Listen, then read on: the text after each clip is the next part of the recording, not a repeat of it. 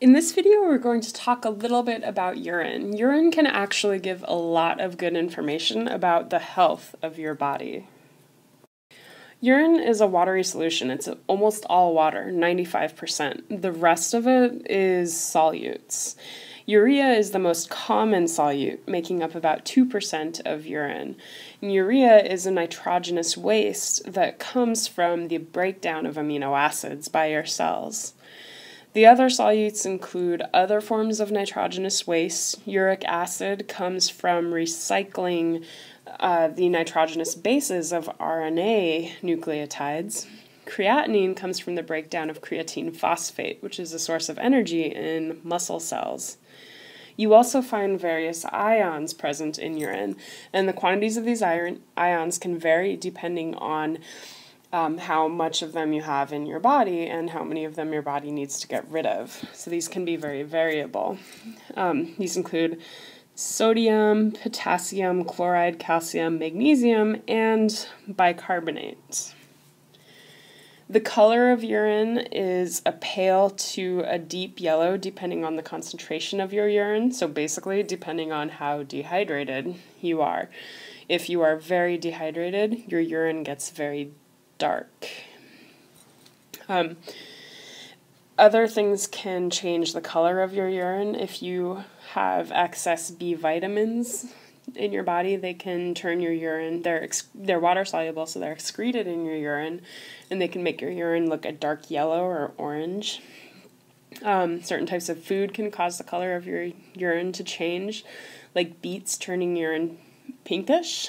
Blood in the urine is a concern, but if you see red urine and you've had a lot of beets recently, you might not need to call your doctor. Although for some people it is normal to see low numbers of blood cells in the urine, and sometimes you'll see some varying reports on this. Some textbooks will say that blood cells are not normally found in urine. Some textbooks say that a low number is normal. The most important take-home is that you understand what's normal for you. Low numbers of both red and white blood cells may be normal for some people, but an elevation in those numbers can indicate something wrong with your urinary tract. Here are some normal laboratory values for these various solutes. This also shows how these solutes compare in plasma versus urine. As we discussed in the formation of urine videos, urine is formed from plasma, but really there's quite a bit of tweaking that goes on. So even though that initial filtrate is just plasma shot out of the glomerulus without the cells of blood, that filtrate is modified quite heavily as it passes through the nephron. And under typical normal laboratory values, there are differences in the concentrations of sodium between plasma and urine, although that sodium can be highly variable. Potassium, there's usually more potassium in urine than there is in plasma, even though the exact levels can be variable. Also typically more chloride and less bicarbonate in urine than you see in plasma. Metabolites and nutrients, those are things that your body typically wants to hold on to because your body wants to use them, right? Your cells want glucose to break down and make energy. So these metabolites and nutrients typically have much lower quantities in urine than you see in the plasma. Typically, essentially no proteins in urine. They don't go into the filtrate, so typically they aren't found in the urine. Unless you have kidney damage, then they can get into the urine.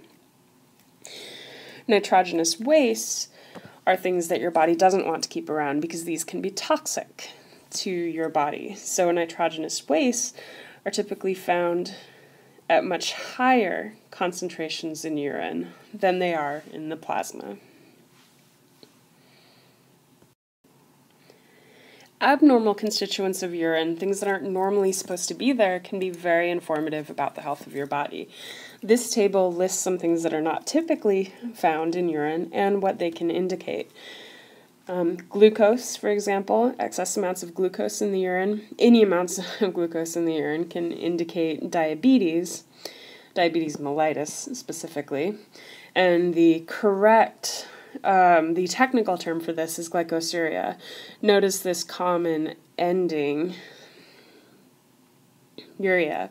Proteinuria means protein in the urine. Ketonuria is ketone bodies in the urine, which can also be an indication of uncontrolled diabetes mellitus. Hemoglobinuria is hemoglobin in the urine. That indicates that there has been a breakdown of red blood cells, which can come from transfusion reaction, hemolytic anemia, burns. Bilirubinuria, buildup of bile pigments, indicating something wrong with the organ that produces bile, the liver. Hematuria, meaning indicates that there's bleeding. Leukocytes in the blood, in the urine, can indicate a urinary tract infection, and also cloudy urine can be a better indicator of urinary tract infection. Not a better indicator, but a quicker indicator. This is immediately upon excretion. If you leave urine sitting over time, it'll turn cloudy, but if immediately upon excretion the urine is cloudy, that can indicate an infection. I do want to point out that abnormal constituents doesn't always necessarily mean a disease process. Particularly protein in the urine, not typically found, but it is normal if you have a high protein diet, if you're pregnant, or if you are undergoing strenuous physical exertion. Okay, so this is a quick overview of urine. You should be able to talk about the normal characteristics of urine and the normal constituents of urine. By constituents, I mean the things that you find in urine, the solutes that you find in urine. You should also be able to identify some abnormal constituents of urine that are key indicators of a patient's health.